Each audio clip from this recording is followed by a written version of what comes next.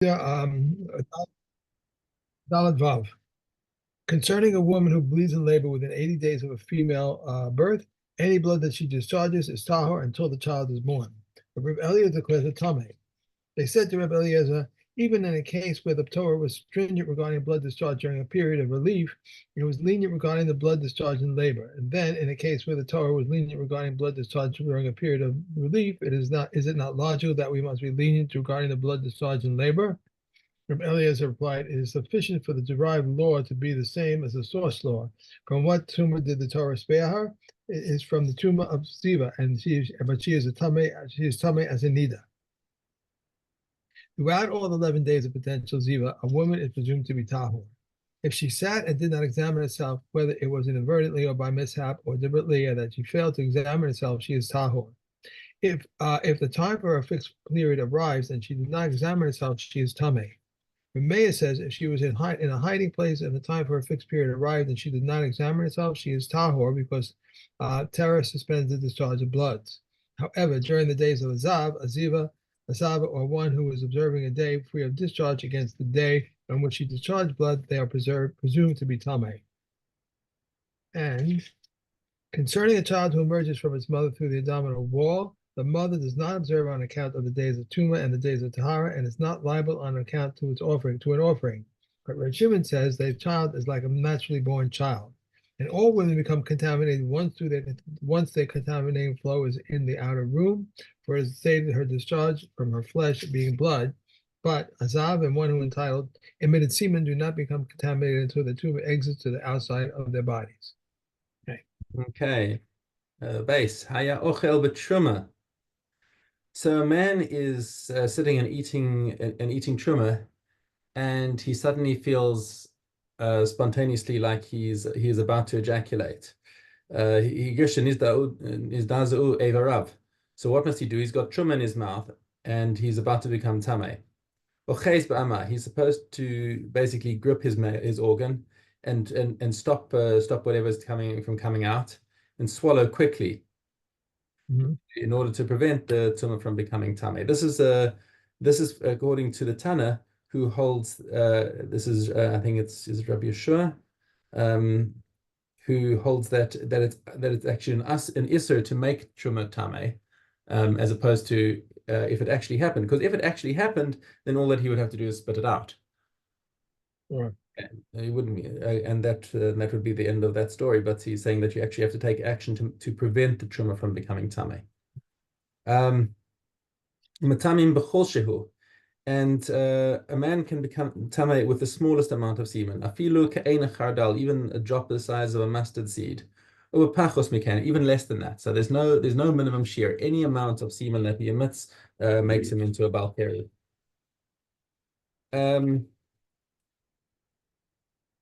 That's just regarding making him personally tameh as a balkari, but in terms of transmitting tumah itself, the semen itself transmits tumah only when it's in the minimum amount, which is a ka'adasha, the size of a lentil. Okay, tinokes bas yom echad mitama benida. So a newborn baby girl can also become tameh with tumas nida if, for example, she has some kind of hemorrhage inside her female parts. Okay, that would also cause her to become tameh nida. Bas asara yamim mitama beziva. And a girl who is 10 days old could also become tameh as a zava. So, for example, let's say she bled somehow on the first day, then she's got the first seven, then you count your 7 days, and then on the 8th day and the 9th day and the 10th day she bleeds. So only after 10 days can she become a zava. Okay, tinok ben yom echad mitame beziva. A male baby on his first day could become a zav though. I mean, we're talking hypothetical. This is Right. this is like really, really not likely to happen. But a zav could have 3 emissions on the same day, and that would make him into a zav gadol. Or mitame benagaim, and he can become tame with tsaras. Or mitame b'tmei mace, and can become tame from being under an ohel. This, by the way, obviously also applies to a girl baby. It's not specifically a boy. V'zokek lebi yibum. But when it comes back to the boy baby, he can require yibum. For example, if he has an older brother who's married and his brother dies childless, then this 1 day old baby requires makes his sister in law have to wait until he grows up to do yibum or chalitza with her. Or poter min yibum, and he can also make somebody pater from yibum. How? Because if his father died on the day that he's born, then his mother is pater. She doesn't have to. She can marry now anyone she wants to, as opposed to if he had even if he is born and immediately dies right after his father. But if, for example, his father died while his mother was pregnant, and then she miscarried the day before he was about to be born, she still requires yibum because the baby never came into the world. Okay. Umachil b'truma. He can permit a woman to eat truma. That is the situation where a Bas Yisrael marries a Kohen, and she has this 1 day old baby, and then her Kohen husband dies. Now, if she died if he didn't have any children, then she would go back to her father's house and she would no longer be allowed to eat truma. But since she now has a Kohen son or a Kohen daughter, it doesn't matter. A Kohen daughter, since she has a daughter from her husband, she remains a Kohenes and she's allowed to carry on eating truma. And furthermore, the baby also can prevent his mother from eating truma.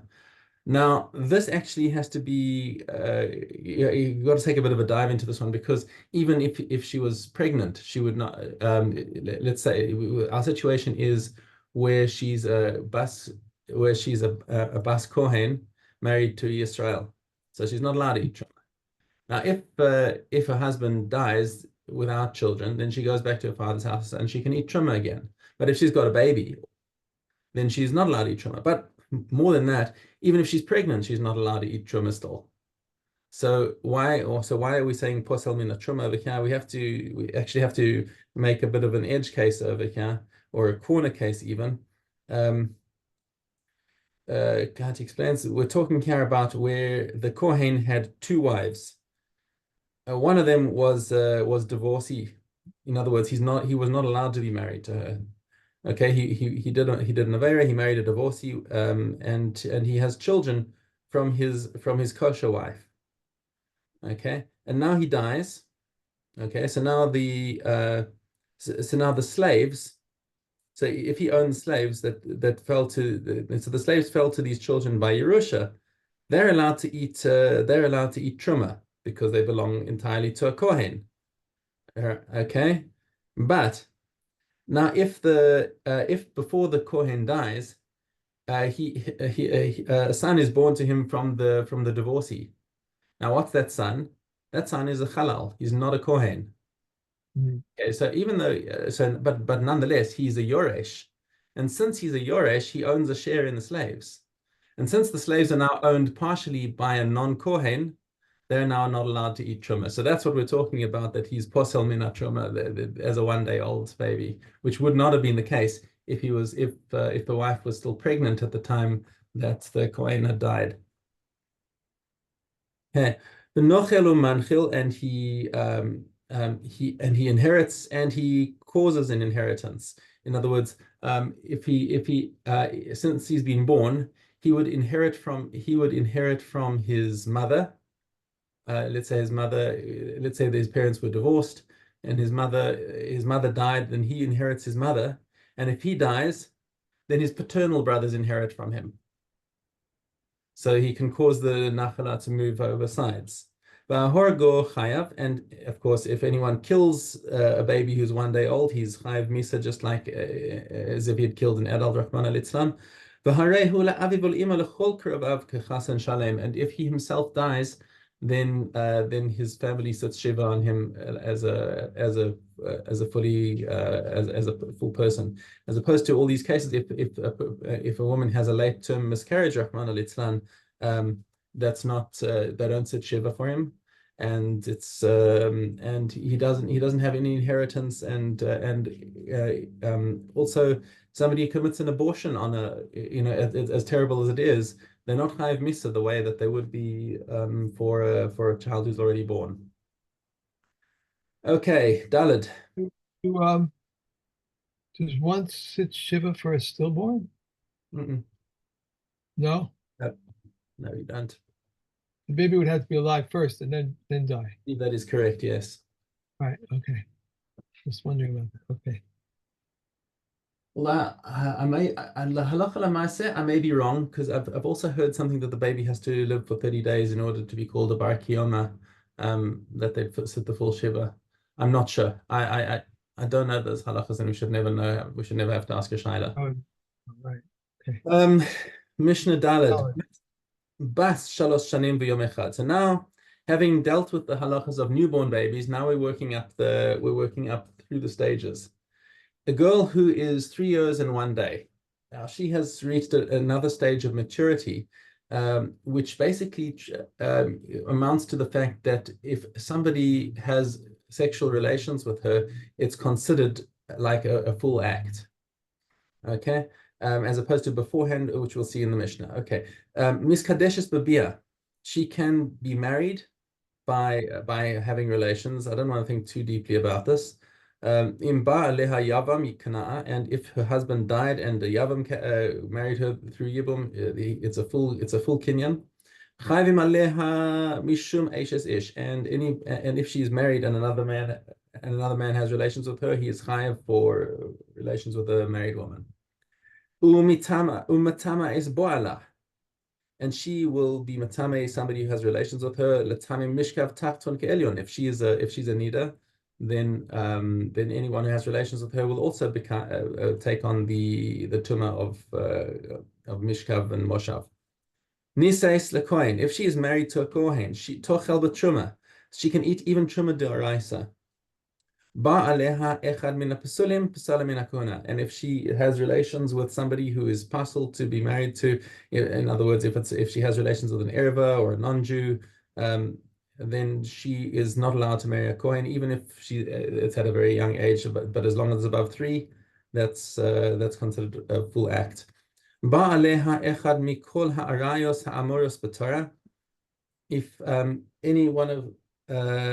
If any one of the arayas has relations with her from the Torah, mumasin al yada, they will be put to death, assuming there were edim and hasra.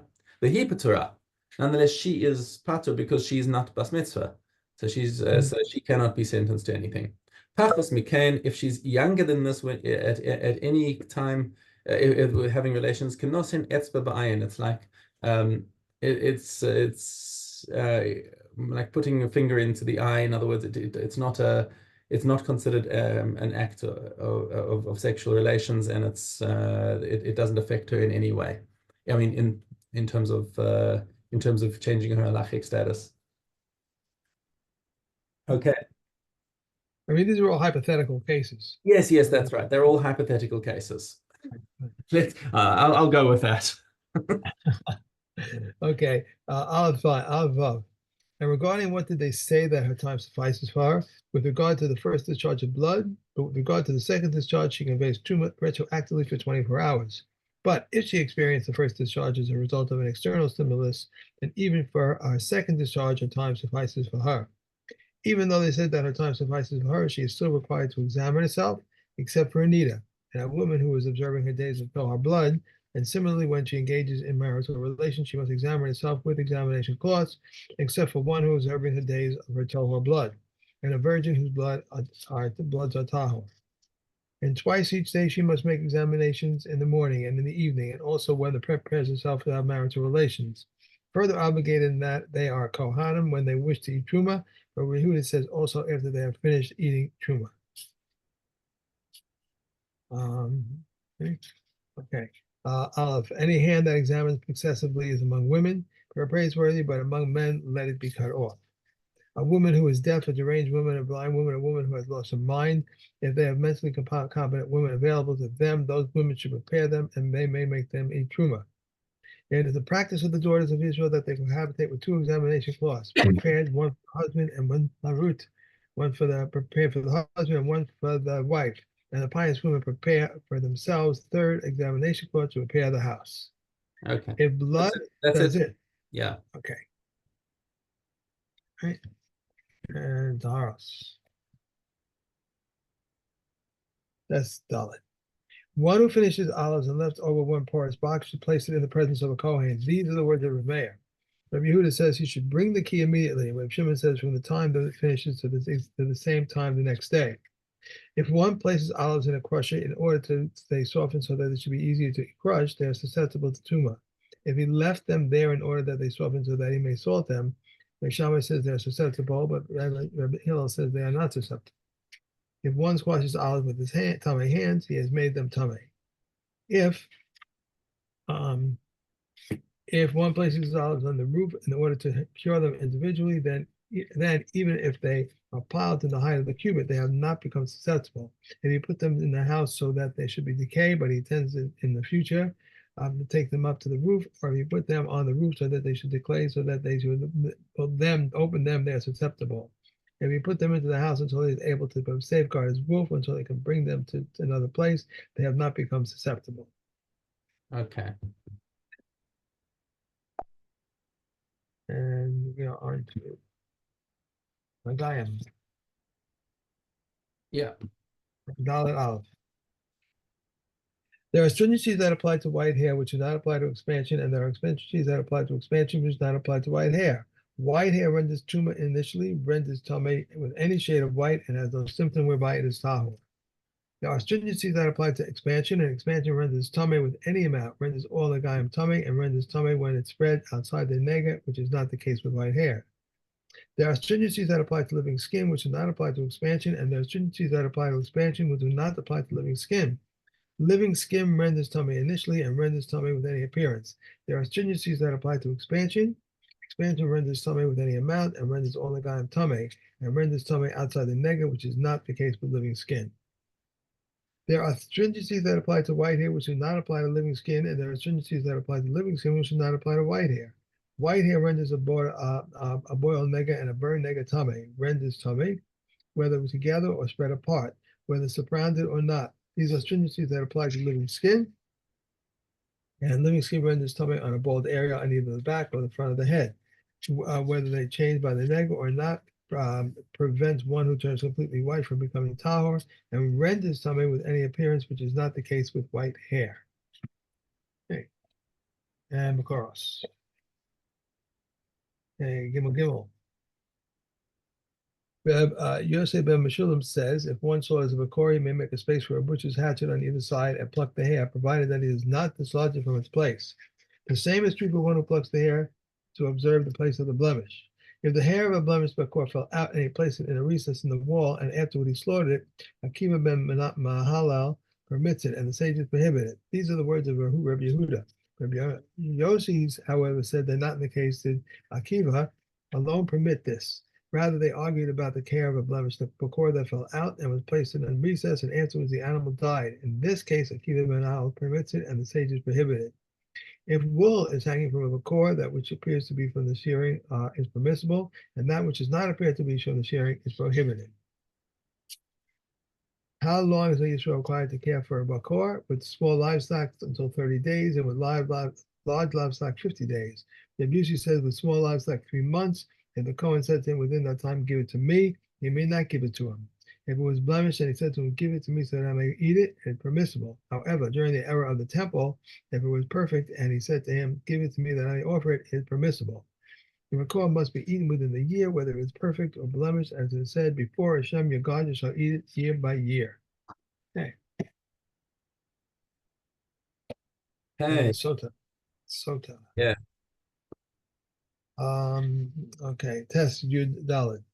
During the siege of Vespasian, they decreed a ban on bridegrooms' crowns and on the tambourine. During the siege of Titus, they decreed a ban on brides' crowns and that a man may not touch his son Greek. During the final siege, they declared that a bride may not go into the city until under a canopy, but a rabbi permitted the bride to go out into the city under a canopy.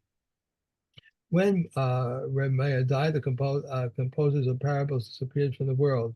When Ben Azai died, the diligent one disappeared. When Ben Zoma died, it just disappeared. When Reshua said died, goodness ceased from the world. When Reshua ben Gamal died, the locusts came and trouble increased. When Eliezer ben Arieh died, the wealth increased ceased among the sages. When Rabbi Akiva died, the glory of the Torah disappeared. When Rabbi Mishael ben Pavi died, the splendor of the Kahuna disappeared. When Rabbi Yehuda Hanasi died, humility and fear of sin disappeared. When Pinchas ben Yair said, with the destruction of the temple, scholars and high-born men became ashamed, and their faces have been hidden, and many of merit have been deprived. Strong armed men and slanderers have become powerful, and there is no one to investigate or to seek to inquire.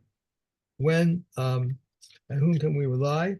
Only on a Father in heaven. As Eliezer the Great says, from the day that the temple was destroyed, scholars became like school teachers, and school teachers like synagogue attendants, and synagogue attendants like common people, and the common people continue to generate, and no one seeks to halt this.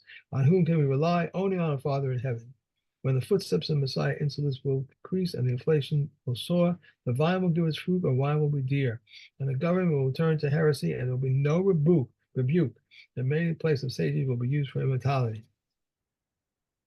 And the Galil will be destroyed, or the Gaval desolated, and the border dwellers will wander about. Can you just stop here for a second? Can you just stop here for a second and tell me if this is not talking about today?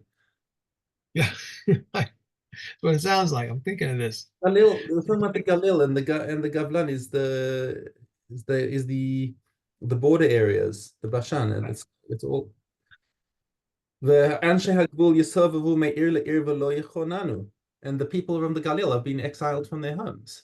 It's like, is this not today? It's like you have to worry about it. Mm-hmm. And the will be destroying the Gavlam desolated, and the border dwellers will wander about from city to city, but will not be pitied. Knowledge of scholars will be lost, those who fear will sin will be despised, and the truth will be hidden. Youth will shame old men, and old men will stand up for youngsters. There will be a time when a son shames his father, a daughter rebels against a mother, or a daughter-in-law against a mother-in-law, and a man's enemies are the members of his household. The face of the generation will be like the face of the dog, and the son is not ashamed for his father. On whom can we rely? Only on our Father in heaven. When Pinchas ben Yair says, alacrity brings to cleanliness, cleanliness brings to purity, purity brings to abstention, abstention brings to holiness, holiness brings to humility, humility brings to fear of sin brings to saintliness, and saintliness brings to divine inspiration. Divine inspiration brings to the resurrection of the dead, and the resurrection of the dead will be brought about by Eliyahu, who will be members for good. Amen. Amen. Adrian, I love that. Yeah, that's it. Okay. And yeah, and one from Gittin. Yeah, I didn't take it now. I'm sorry.